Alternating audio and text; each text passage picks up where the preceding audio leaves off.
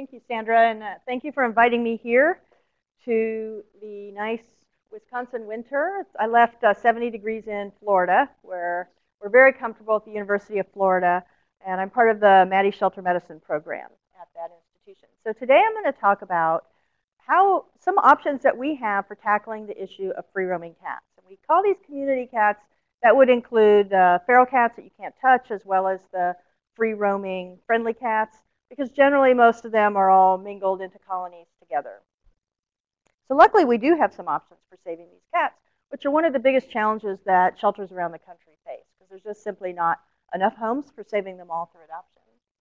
So it is important to put cats into the perspective historically of how they've interacted with people.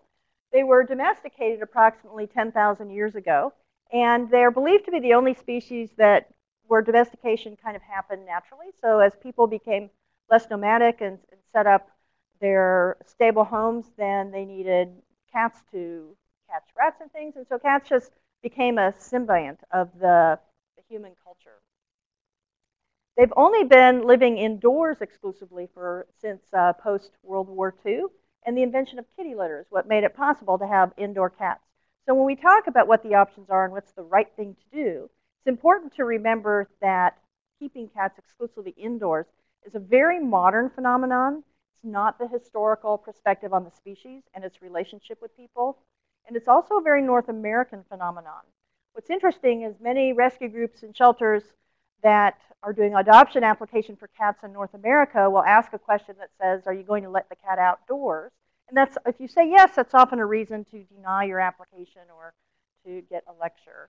But in the UK, if you do that same application, you say, no, my cat will never go outdoors, they'll actually decline your application because they believe it's important for the welfare of the cat and its enrichment to be outside exercising and exploring the world. So there is not a universal agreement about what is the best way to care for cats in our homes. So when we talk about free-roaming cats, there's obviously outdoor pet cats, but then there's also outdoor cats that aren't really owned. They're more owned by the community, and this is very analogous to the way much of the world keeps dogs. In Asia and Africa and other developing regions, often there are village dogs or dogs that have a loose association with people. They may be semi-owned, but they're managed more by the community than individual people. So in the United States, we have that situation not with dogs in most places, but we do have it with cats. So they might be stray homeless cats that are friendly but have been able to associate with a food source. Or they might be feral cats, which are untamed, evasive, terrified of people, and actually quite elusive. So where do all these cats come from? If we do a model and look at the population of pet cats, which most recently has been counted at 79 million, and if we assume there's about that many community cats, no one really knows, but if we assume that, and we look at the neutering rate of pet cats, which is about 85%, it's very high, compared to the neutering rate of community cats at 2%. Even if we assume that most of the kittens born outside of homes do not survive, we see that the community cats are really producing the vast majority of the kittens that we then try to deal with in our sheltering systems. So what does the public think about all of this and what we should do with these cats? This is a huge controversy now about whether all these cats should be scooped up and confined or euthanized to create a cat-free landscape. And so a survey was done nationally in 2007 where they called people up, and these are just the public, it's not a skewed survey of stakeholders, and said, if you only had two choices, what would you want to be done with unknown cats in the street? If the choices were leave them there and do nothing or bring them into a shelter to be euthanized. And what they said was, overwhelmingly, is it would be better just to leave them alone than to cause them harm. And they asked a follow-up question. They said, but what if they didn't live very long out in the community? Only 2 years. Still, the vast majority of people said, let's leave the cats where they are. So how many cats are there? Why is this important to know? We would like to be able to identify the number of cats that we're talking about in our communities, because then we could scale up our response programs to be more effective. So do we need small boutique programs, or do we need programs that can manage thousands or tens of thousands of cats in every community? We do know that lately it's been estimated about 79 million pet cats. 80 to 85% of these are neutered. So we have done a really great job educating the public. So there's some hardcore people that just aren't going to neuter their cats. So that's probably not where we want to put a whole lot of our effort. We should maintain the neutering rate for pet cats, but we should then focus on the cats that aren't being neutered at all. So it's estimated between 10 and 90 million free-roaming cats are out there, with only 2% of those cats being neutered. So what you do to develop a sense for your community this time is take your human population, which you can get from the census, divide it by 6, and that's approximately how many community cats you can expect. Now, there probably are more community cats per capita in Florida than there are in Wisconsin, so having this one figure applied across the country is not appropriate, but it gets you a starting point that then you can adjust based on your own conditions. But what this instantly tells you is if I want to have a program, whether it's killing the cats or neutering all the cats or having some other kind of intervention, it's got to be massive if we expect to see a community-wide impact. This is a very controversial issue in terms of numerous factors. Right now, there's an enormous amount of controversy about the environmental impacts of free-roaming cats. Obviously, pet cats can have environmental impacts the same as unowned community cats do, and the amount of predation, especially on birds, that occurs is a current topic of controversy. There's also discussion about the public health impacts of community cats. This might be in terms of rabies in areas where rabies is endemic, as in Florida. But also it comes up periodically that cats are big carriers of plague and typhus and other diseases. And most of those newspaper accounts end up being discredited, but it comes up in discussions about how to manage these cats. And of course, we're very concerned about the welfare of the cats themselves. So when cats don't have an owner that's taking care of them, we're concerned that if they get sick, they might not get veterinary care, they might not be able to get enough food. And then finally, we look at what is the best approach to managing these cats. Is it traditional sheltering where the door is always open and people, for whatever reason, bring cats they own or that they don't own in, and they're kept for a short time and then either leave the shelter alive or end up being euthanized for space? Versus no-kill sheltering, which is often accompanied by limited intake, so cats would be selected based on their adoptability, or it can deteriorate actually into large-scale hoarding or confinement for many years in very small cages because there's no other option for these cats, or managing them in the field. And it's managing these cats in the field that is gaining the most attention and curiosity and controversy these days. And this is a picture of a man in a park in Italy. He's a retired man, and every day he goes out and he feeds these cats. And the cats depend on him. No one else can touch them. But he also depends on the cats. And this is his kind of reason to get up and enjoy each day. So this is one way we could think about managing cats is to bring them all inside. This says Brad arrived early for his blind date with Sylvia. Already things were looking doubtful. I want to look at just a case study from a typical large Florida shelter to put some of the numbers and the challenges in perspective. So this is a county that has 1.3 million people. The shelter intake is over 20,000 cats and dogs every year, and the euthanasia rate is quite high. This is 75%, and that's an improvement over previous years. There's a huge controversy because there are also TNR programs run privately in this county, and there's a group that is trying to become no-kill as a community, and they call themselves Save 90.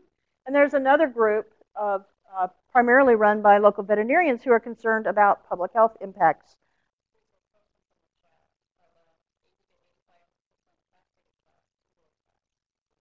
Okay, so the question about the pet cats that are neutered, are the indoor cats? That's just all cats, so it wasn't segregated by their indoor or outdoor status.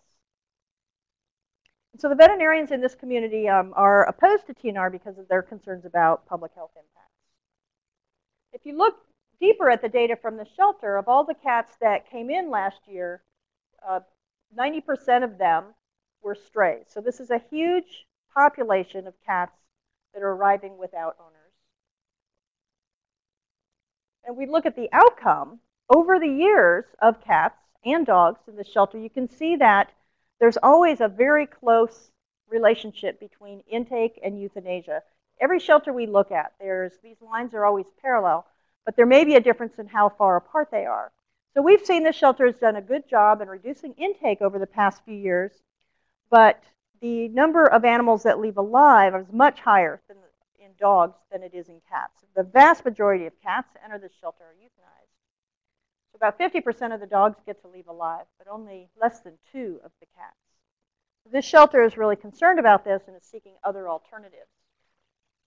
Then if we step back and we look at which of the cats in this community are controversial and which of the programs are controversial, I think this is one of the most important statistics you can think about in your community.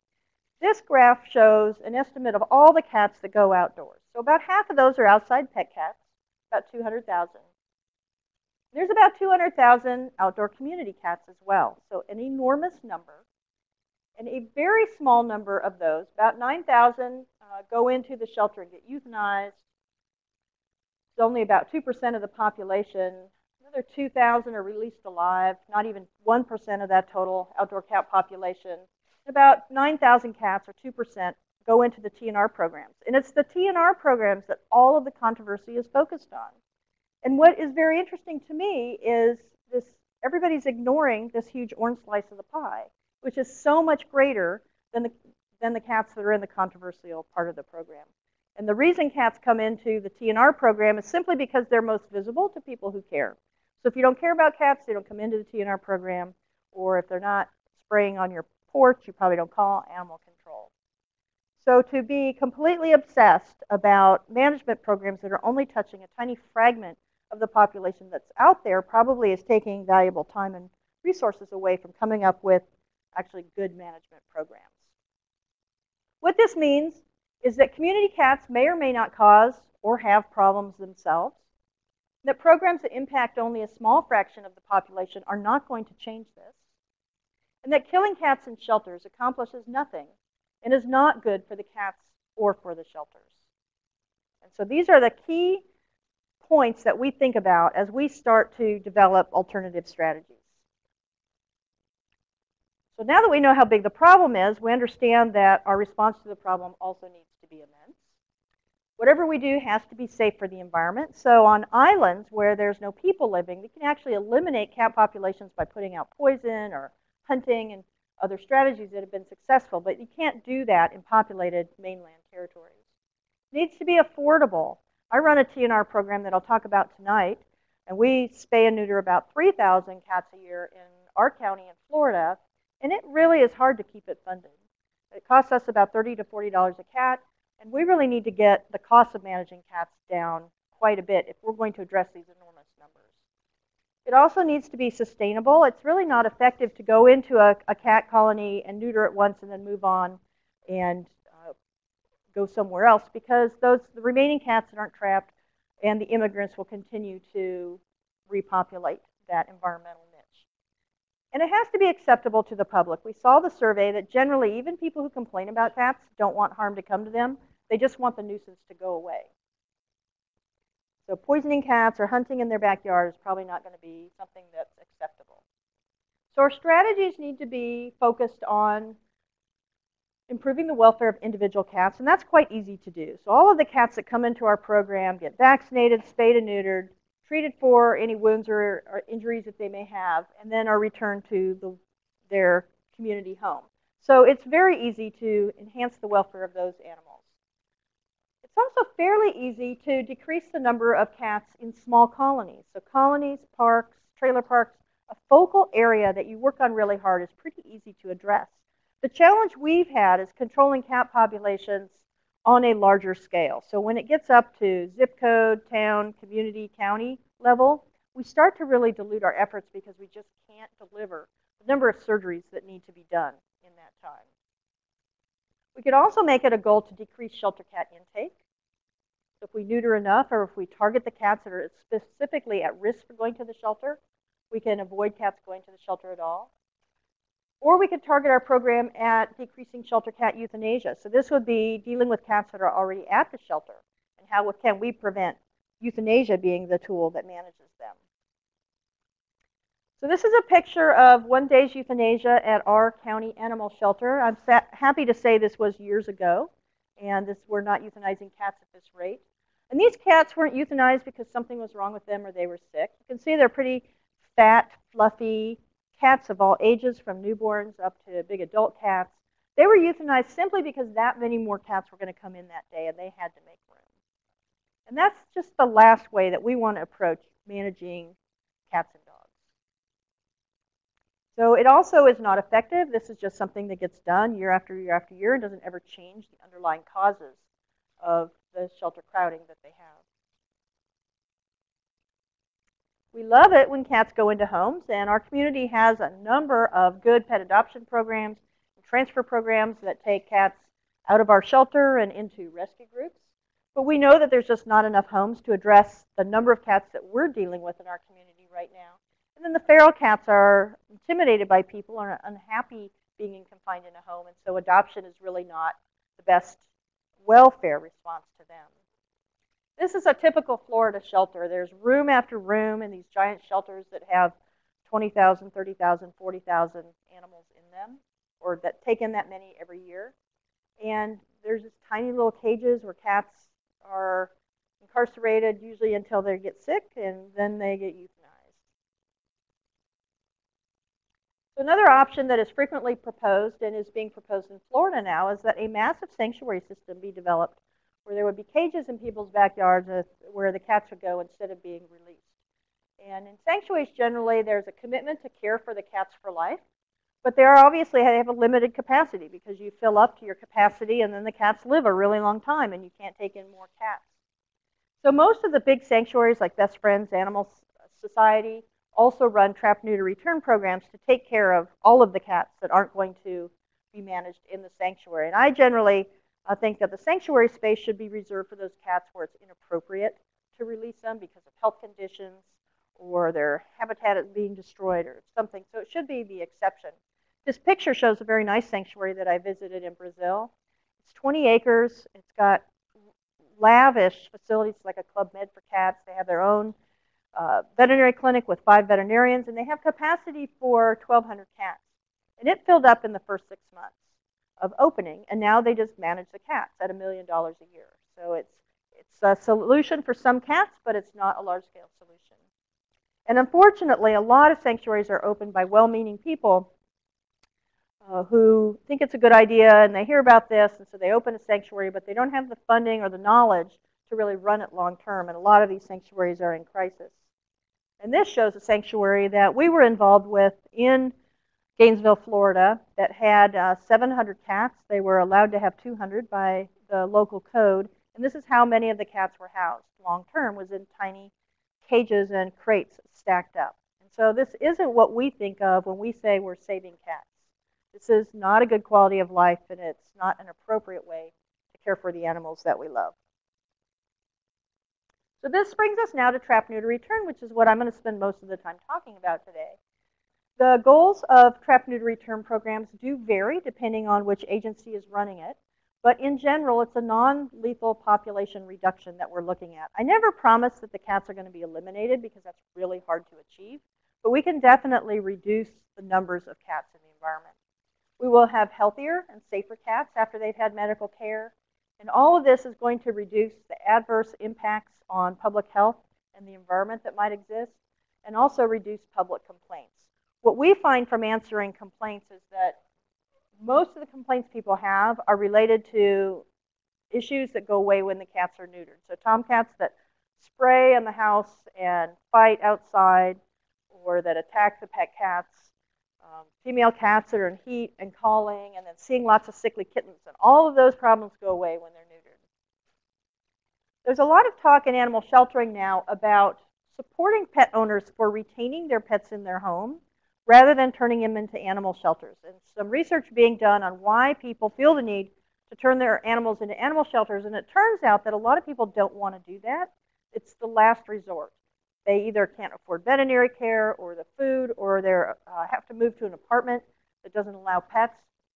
And so we're working on ways to identify how to solve those problems so the people who love their pets can keep them rather than relinquish them to a shelter. And I think we ought to also consider that a cat that has a home already, that it's living in the community, even if it doesn't have a human address, that's a home. It likely has a little cat society that it lives with its friends and relatives. And so these TNR programs really are ways to help these community cats retain their home where they live. So the core methods, obviously, are live trapping the cats, spay and neuter, ear tipping, which is really important because that allows everybody to know that that cat has been neutered. There are alternative ways of identifying cats, such as notching an ear, which can look like a cat fight injury, microchipping and tattooing, which actually require that you get your hands on the cat and look at them closely. So all of those are good if you want to identify individual cats, but you should also ear tip them.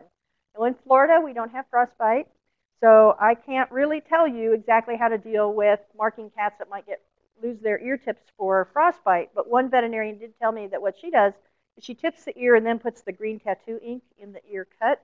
So at least if you look closely at a cat that doesn't have ear tips, a cat that's been neutered will have that green tattoo ink at the edge. Does anybody here have better ideas for frostbite cats? No problem. Do you get a lot of ear tips lost to frostbite? Okay, so not so much here.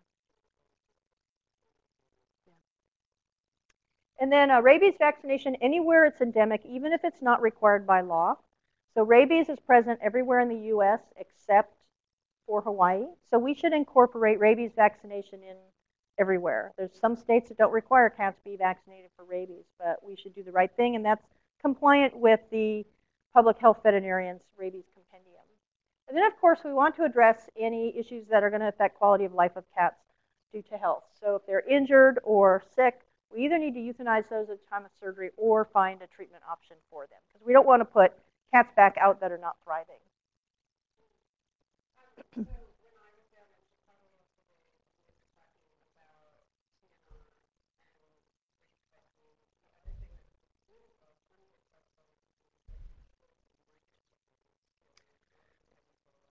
So the question is about whether we should be microchipping cats as well. And I love microchipping. For me, it's just a matter of the cost. And the cheapest we can get microchips is about $5 each. So that would be $15,000 that I would need to raise. And if I raise $15,000, I have some other higher priorities I'd spend it on first. But if we used to microchip, we also used to tattoo numbers on cats. And it provided us with a wealth of information about what happens to these cats over time, because people would call us and the cat's been hit by a car, or they're in a shelter, and if you know exactly which cat that is, you can get it back to the place it's going to be. They would end up in other states, and they just have these amazing stories behind them that you never would know about without being able to individually identify the cats. So I think it's awesome to do it if you can. It's just a financial issue for us.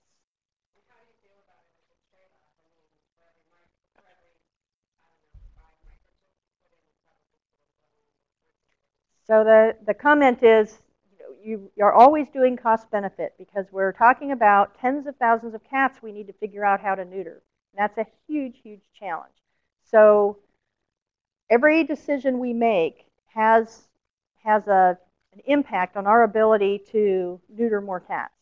And that is, so microchipping for us was a trade-off that we could neuter more cats if we weren't microchipping. If there's all same thing comes up with other vaccines and with testing for FELUC and FIV, for whether you hold cats for days after neutering or putting them right back out. If you have foster programs for the kittens, trying to tame them for adoption. So all of those are very worthy services to offer cats. You just have to take a really sharp knife to them, though, and say, if my mission is to neuter as many cats as possible, and you should have a goal for the number of cats you want to neuter, then you have to make those hard decisions to make them happen. And there are times where we'll be doing research on cats and we'll microchip those because we need to monitor them more closely. So of course, all of these decisions that we make have to focus on maximizing the number of animals sterilized. So I'd like to spend the next section talking about some data that address the question that we hear a lot is, does TNR work? And work is often not defined. So what do you mean by does it work? So I think if working means that we make the lives of individual cats that come through our program better, then yes, we have data that we've published on that says, yes, it works. They they gain weight after neutering and are generally pretty healthy coming through our programs anyway. If working means decreasing cat populations in colonies, neighborhoods, and communities, then I'll show you some data that says, yes, it can, at least in some circumstances. I'll show you some data that shows, yes, working can mean decreasing shelter cat intake. And then finally, a program that decreases shelter cat euthanasia for cats that actually arrive at the shelter. So this is different ways working can be defined depending on whose interest it is. So our first study is non-lethal colony management for sustained reduction in cat populations. And if you can't see this picture, someone has spelled out TNR in cat traps. And it looks like a sign for UFOs to me. But the dogs, get the cats out of here. So this addresses the goal of actually reducing the number of cats that are in the field, which is what I think most people mean when they say, does TNR work? This is the University of Central Florida. Now, this is not my university. I'm at the University of Florida. But this is in Orlando. It's a big campus with a big population of students and staff. And for years, just like many places, the campus officials would periodically get complaints about the cats, so they'd trap them up and take them to animal control to be euthanized. The staff and students didn't like that, so they would sabotage the efforts, and it was just constant turmoil about the cats. So kind of an undercover, some staff developed on their own a TNR program. They invented it around 1990, which is when people first really started talking about TNR in this country in a big way. So they didn't know it was something that could be done. They just thought it was logical. And in fact, they tried to catch cats with leather gloves at first. And then they learned about cat traps. So they started the TNR program very unofficial. And over the years, they had 155 cats that they had kept records on. And I've actually updated, we reported on this in 2003, but I've updated it with current information. And so they finally had canvassed their entire university by 1996. There have been no kittens born on campus since then. And the cat population has just decreased by attrition since that time when they had inventoried every single cat. So they now have 5 cats left on campus, and they're all elderly. And what they're finding now is that they're having to bring them in because the cats are becoming hyperthyroid and diabetic and have other kinds of elderly problems. And about half of the cats were moved out by adoption. So the kittens were moved out. And then a lot of the feral cats became tame enough for their caregivers over the years to go home with their caregivers. So when people say there's no data to show that TNR can decrease populations long term, it's just not true. This has been published, and it's the study of TNR that has the largest number of cats monitored over the longest time.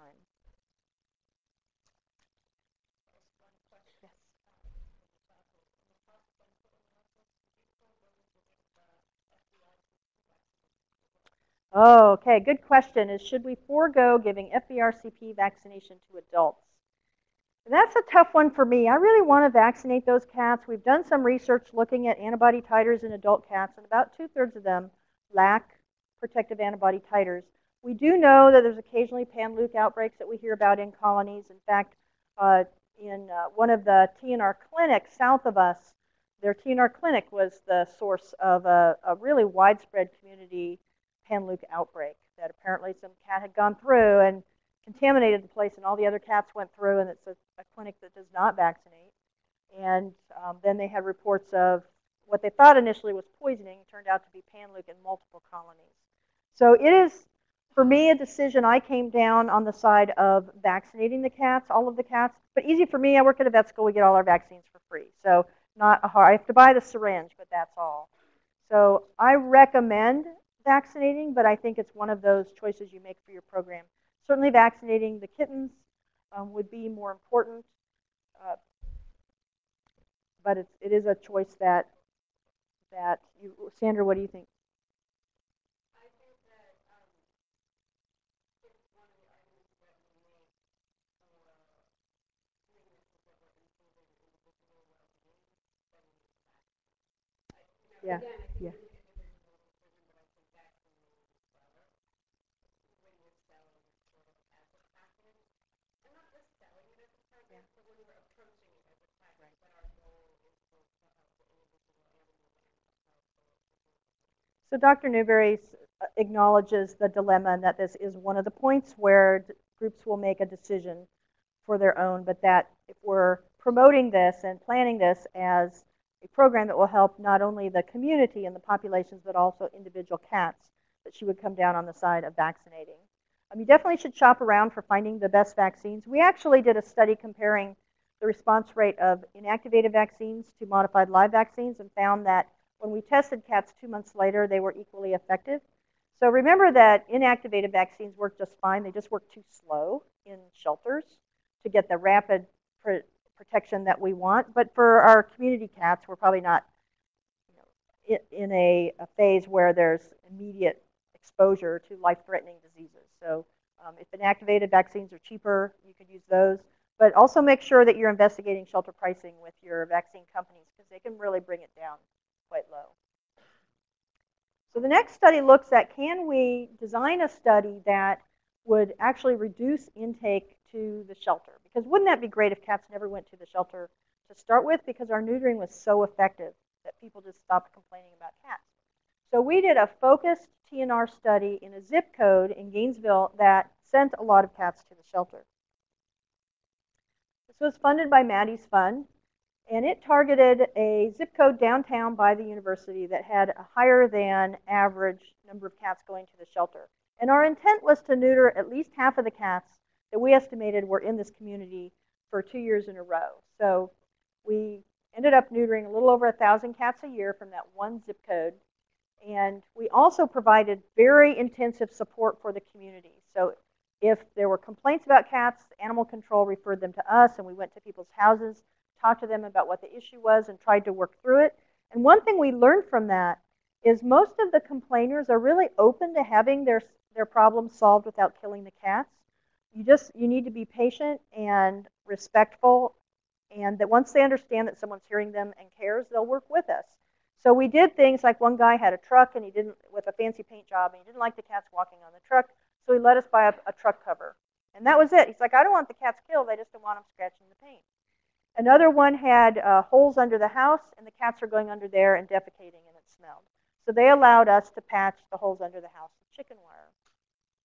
So, and then other ones, when you finally talk to them and find out why are you calling animal control, it is because the tomcat is spraying the front door of the house, and the indoor cats are now spraying in return. And all of those things resolve with neutering. So we had very few people that we could just not talk to. And then we would also say, let's try this for 2 weeks. And if it doesn't work out, we'll be back and we will go from there. So if you have, and that takes a lot of time. I had a full-time person doing this, being out in the community. And then we measured the effect simply by looking at the number of cats that entered the shelter from that zip code compared to the other ones. And we had 5 years of data before our intervention and then 2 years of data during the intervention. Here's what we found, is that cat intake from all the rest of the county was slowly going down. So it went down a little bit. But that cat intake from our zip code where we were really active plummeted. So at least on a zip code basis, which is bigger than a neighborhood or an apartment complex, we can actually resolve complaints and get cats neutered in adequate numbers to stop them from going to animal control. This is just a challenge, though, logistically. This was a very expensive program for us to do, and scaling it up countywide would take an enormous amount of money, and it required multiple staff people to make it work. Yes?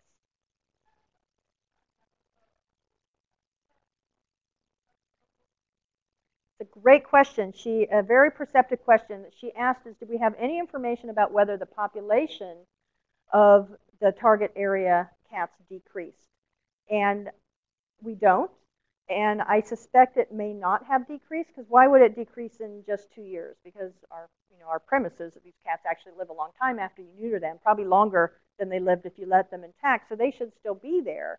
But for some reason, the community is not complaining about them anymore. There's a lot of interest in finding ways to count cats, because we need to know how many cats are out there to know what their impacts are and what our responses to them should be. So where we and others are working with experts in wildlife biology, because they're the ones who know how to count free-roaming animals. And there's some work being done to do that. Some really interesting work being done in New York City. And what they found is that there's 2 populations of free-roaming cats, because they have camera traps And they have walkthroughs where people cite the cats. And it turns out you generally don't see the same cats using those two different methods. So if you're using just one method, which is what most studies do, you're going to miss a population. It turns out the shy cats, not surprisingly, are the ones that are seen on the camera traps at night. And the more gregarious unowned cats are the ones that you might see in the alleys as you're walking around. So what about decreasing the euthanasia of cats after they've arrived at shelters? This is my favorite program ever. It's the Feral Freedom Program, invented by First Coast No More Homeless Pets in Jacksonville. It's a partnership between the TNR group and the county municipal shelter to reduce cat intake and euthanasia. And it's funded by Best Friends Animal Society.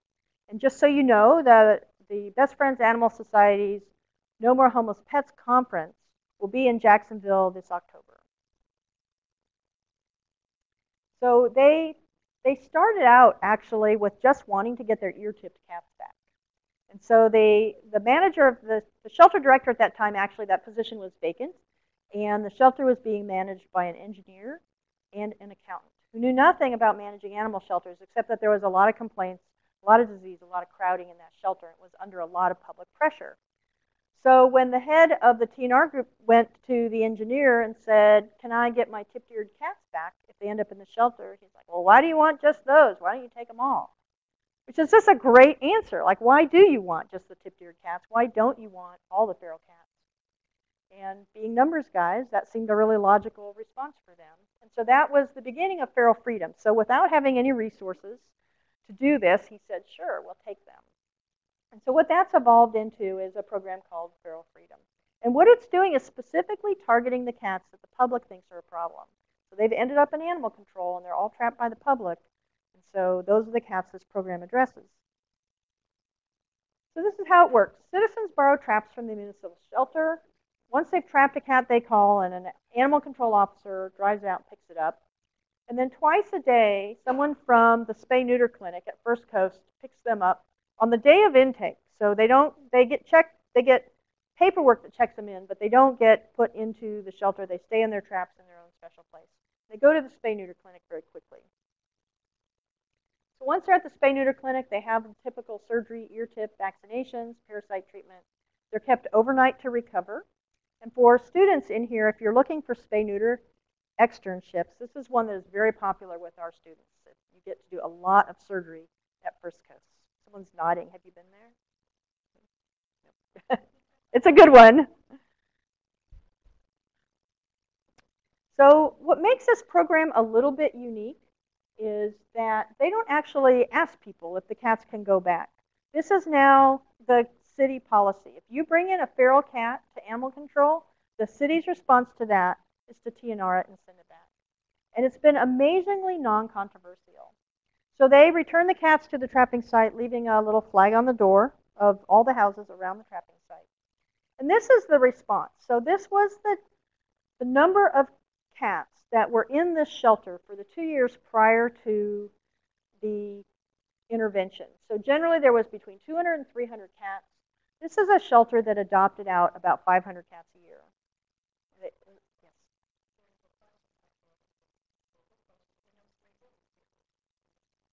So the very good question, is there no stray hold period in the county? When they started this, there was.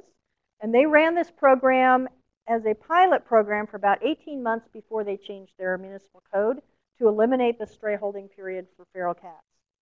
And what was great about that is then when they did unleash the idea of eliminating the stray hold period and making this an official project, and people started to complain about it, they were like, well, it's been running for 18 months and nobody's complained until now. So it really was a good way to get the municipal code changes. Jacksonville has the most awesome municipal code, and if anybody's interested, I can provide a copy of that. What I like about it is there's a lot of explanation in it about why they do things. For instance, they do have a horrible 6-day hold for their friendly cats. But they have a statement in there that says that if you, because so few cats are ever adopted, or because so few cats are ever returned to their owners, you can go ahead and spay them and get them ready on day 2. So they allow some work to be done on the cats during the stray hold period. So this is a very under-resourced shelter, lots of disease, lots of crowding and stress. And having this many cats in the shelter, very few of which were ever going to get adopted, just didn't make sense. So this is what happened after they instituted feral freedom. The number of cats in the shelter plummeted. What this also meant is the meager staff could actually take good care of those cats that were left in the shelter, and they tended to be kittens and really friendly adoptable cats. And so the cats that were left at the shelter also had a better chance of being adopted than they did in the past. This graph shows the impact of this program on live release in the shelter. So this is the line of the proportion of cats that entered the shelter that would have left alive had the program not been in place. So the live release rate prior to the program was less than 10%. And had the program not been in place, it would have stayed similar. And this is what it really was the first 2 years. So live release overnight shot up in this shelter to generally over 50% overnight without any cost to the shelter, because the burden of this was all borne by the nonprofit. You do see we still have live release going down in the spring and summer months, and that's because this program doesn't save kittens. This is a program for feral cats that are a little bit older than little kittens. So the shelter has other work to do for the kittens, but you can see still that even in the spring and summer months, the live release rate is many times higher than it was prior to the implementation of the program, because now the shelter had more resources to spend on the cats that were actually there. So this feral freedom program is becoming very popular around the country. It's been implemented in different ways. The city of San Jose is one of the most successful implementations of this program, and they actually just do all the work at the city shelter. They don't even have a nonprofit partner. The city shelter does the neutering and returns the cats. This is another one in Charleston that's doing a feral freedom program, another one in Salt Lake City, and these are spreading everywhere. So what about my county, Alachua County? We've been sort of looking at, with fondness at the feral freedom program as a way to increase live release. And our feral cat TNR program is called Operation Catnip, and typically it's just, and I'll talk about it tonight, we do once-a-month clinics at the vet school that generally will neuter about 250 cats in a single day with all volunteers. But that's cats in the field. We weren't responding to cats in the shelter at all. So in a kind of clunky way last year, we started transferring all the cats off the euthanasia list that were strays. And we ended up transferring 911 cats off the euthanasia list for our TNR program, which made us the biggest cat transfer partner of any of the other nonprofits in the community. What makes it clunky is we're very reactive, waiting till the cats get on the euthanasia list instead of transferring them out immediately as soon as they come in. So our plans for 2013 are to streamline it better.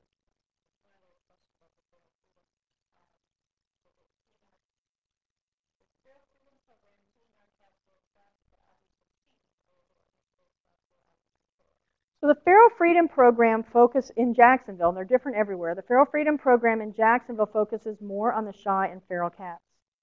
But occasionally, friendly cats will get in there, especially early on, because the shelter staff recognized that if a cat was friendly, it was probably going to be euthanized. And if it was feral, it was probably going to get to live. And Kate Hurley was with us at the time, and she said, God help you if you purr, because that was the reality for cats at that shelter at that time. And so the staff started putting their favorite cats out on the loading dock and traps, slipping them into the Feral Freedom Program. In our program in Gainesville, we actually do all the community cats. Their personality has no impact on whether they enter the program. There was a question in the back.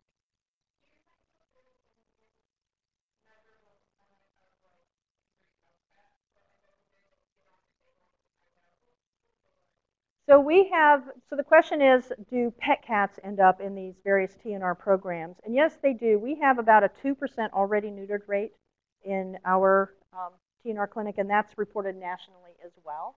Luckily, we don't get in trouble so much if that happens. For one, is we don't really do the trapping. It's the community that does the trapping. We're just the veterinary services.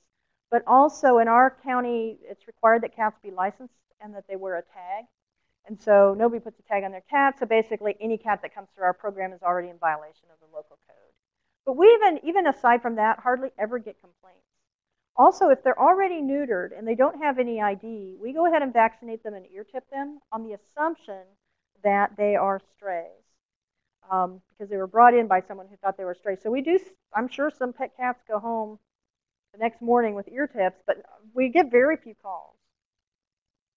Usually if someone does call us, it's just we explain what happened, and we're like, well, we'd be happy to fax you all the medical records so that you can get your, have your certificate and everything, and they're happy with all the free care they just got.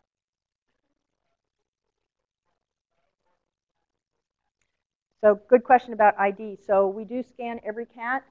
They get anesthetized, and then the first step that they have that I'll show tonight is scanning for microchip. And a few cats are scanned, not very many, and they almost always trace back to a humane society and not to an owner, because nobody ever updates those microchip registrations, which is a whole other topic that we can improve a lot on. So if it goes back to, if we don't get an owner while the cat's under anesthesia, then we go ahead and tip the ear. So this is what the data looks like for our community. Just like all the other shelters we look at, there's a very close relationship between intake from year to year and euthanasia. And you can see that from the earliest data we have in 1994, those two lines are much closer because about 75% of cats were euthanized, and that over the years they've gradually spread apart. But since last year we implemented the Feral Freedom Program, this is what euthanasia looks like for cats in our community. We euthanized 376 cats in Alachua County when almost 3,000 entered the shelter. So this is huge for us, and we're actually saving more cats than dogs, which hardly ever happens. So we have an 87% live release rate for cats, which means that Alachua County is now the safest place in Florida to be a cat. And so we've talked about these really intensive, well-managed programs can be effective, but they're hard to scale up beyond a zip code, larger scale. Because surgery is very cumbersome. It requires veterinary practices, good veterinarians. It's expensive. You got to trap and transport the cats. That's a lot of work for each individual cat. And this is what our clinic looks like in Gainesville.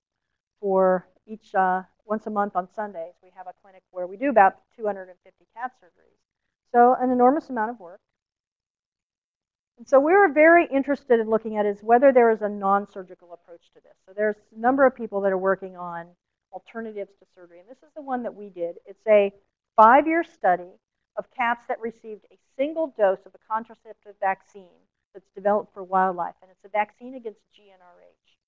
We thought it was very important just to vaccinate cats once, because that would represent what happens in the field. And this was a laboratory study on laboratory cats. So what we had was 5 controls that got a sham vaccine and 15 female cats that got the real vaccine, and those are shown in red. And then we just put them in a breeding trial for the next 5 years.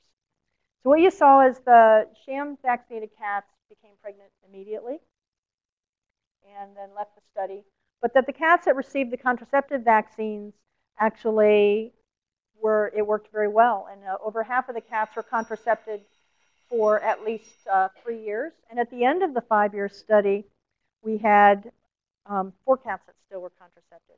So this isn't perfect, but it gives us a lot of hope that maybe there will be the development of a better approach. That, could you imagine technicians being out in the field with a backpack full of vaccines and they just vaccinate the cats and let them go? Yes? Okay.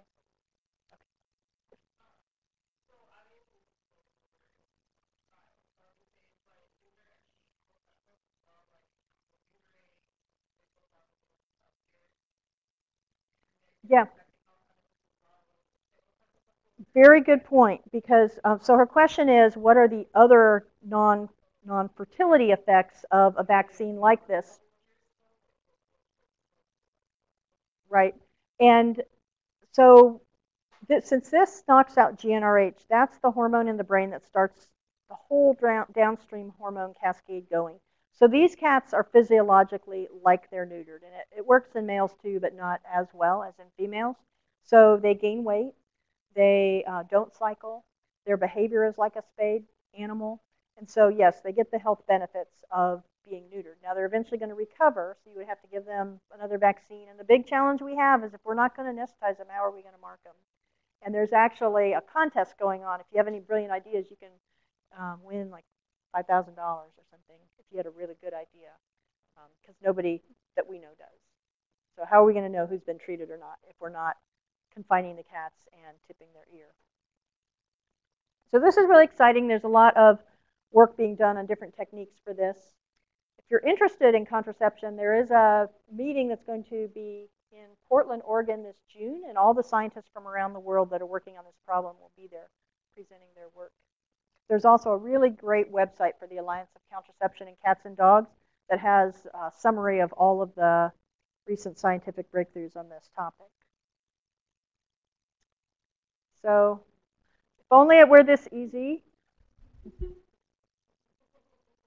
And I do want to thank Maddie's Fund. They sponsor our program. All of our staff and faculty are paid by a grant from Maddie's Fund. It allows me to come to places like Wisconsin in the winter and talk about cats.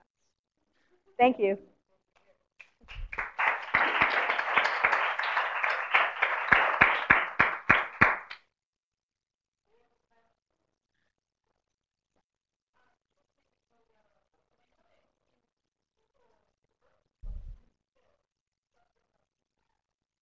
Yes. There is, actually. It's not available, but so the question is are there hormonal implants that can suppress fertility in cats? And there is a hormonal implant. It's a GnRH agonist, and it has been shown to work well for 3 years in cats. So to me, that sounds perfect. Be like a microchip. I think you could probably do that through the trap and not anesthetize cats, but it's very expensive. And not only is the drug expensive, but the process for making these time-release implants is expensive. And so the patent holders are not going to develop that. So it's sad because they've reported on it and enticed us, and it's just not going to go anywhere. But other researchers are actually looking at some more next-generation GnRH agonists and antagonists to see if that depot presentation would be effective and affordable for mass production. It's a really good approach, I think.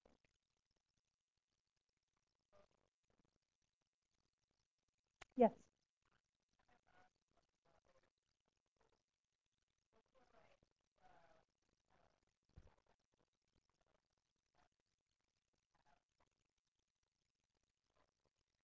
So really good question is, what is the cat population regionally? And there's weather is one. There's also is a different rural areas and cities. So right now we just have this big club, and we say divide by 6. And that's certainly not accurate. We don't know. There actually is very little information on the survival of feral cats, which makes it really hard to do all the models that we do for predicting responses to interventions. So there's some work being done on that. There is a study that's being performed now nationally, which is interviewing people in the US saying, do you feed cats you don't own, which is how we typically try to guess how many community cats there are, and that's where that divide by 6 number comes from. And so this is a national study, so we're going to actually have some regional differences available to us for the first time within the next year. That won't exactly address everything you want to know about survival, because it just tells us how many cats they're feeding, and we don't know if a whole lot more were born and most of them died or not. But if you look at cats just coming through into shelters and cats coming through TNR programs, regardless of where they are, they're generally very fit. So they're fluffy and fat and generally look good, even in cold weather areas. And if the cold was that bad for cats, you wouldn't have shelters that are completely overrun with cats in this region. Now, I do think that kittens really do suffer in cold areas. Kittens suffer everywhere, and there's a high kitten mortality, just like there's a high raccoon pup mortality and all other small carnivores. Most of the offspring don't survive. That's true for kittens as well. So I think once they get past the weaning phase and they get to be 4, 5, 6 months, their chances of survival are really good. And that's why we have this problem.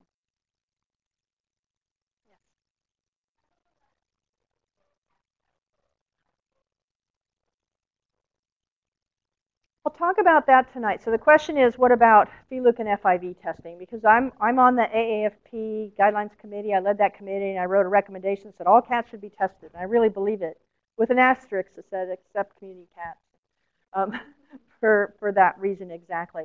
So the infection rate of healthy community cats is similar to the infection rate for outdoor pet cats. And we don't force outdoor pet owners to test their cats and kill or confine the cats that are positive. And so it doesn't make sense to make that request for community cats as well. So it's generally around 4% positive for both. So 4% Felis, 4% FIV, varies a little bit. So it's relatively low. So you have to actually run a lot of tests before you run into a positive cat. So most of the money you spend on testing is spent identifying healthy cats rather than finding those ones you should remove. So if you can take that money and invest it into neutering more cats, my opinion is you actually will reduce the spread of those viruses better because they're mostly spread by reproductive activities. So FIV is mostly spread among tomcats that fight, and they just don't fight after they're neutered generally. And then ELV is mostly spread from infected mother cats to their kittens. So you're not going to have that anymore. So our opinion is if you can really ramp up the neutering, even if you're not testing, you're attacking those viruses at the same time.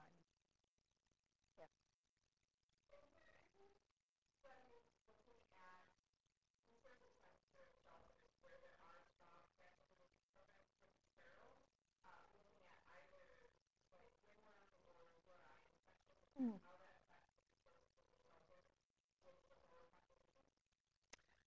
So the question is, has there been follow-up after instituting a TNR program that keeps the shelter population down?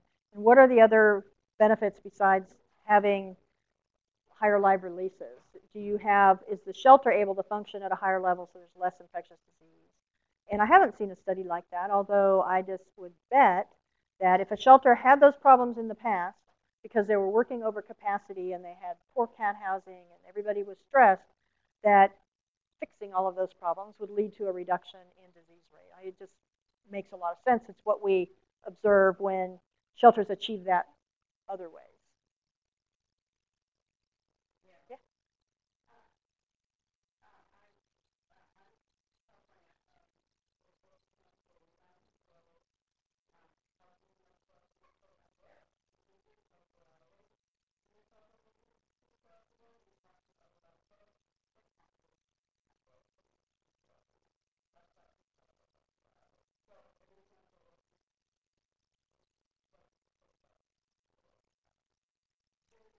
Sure. So Dr. Carson was just commenting that in the San Jose City Shelter, which has a big feral freedom program that's been in place for a couple years, that once the shelter population decreased because they were moving cats out quickly to the program, that their URI rate plummeted as well, which is what we would expect to see. Thank you.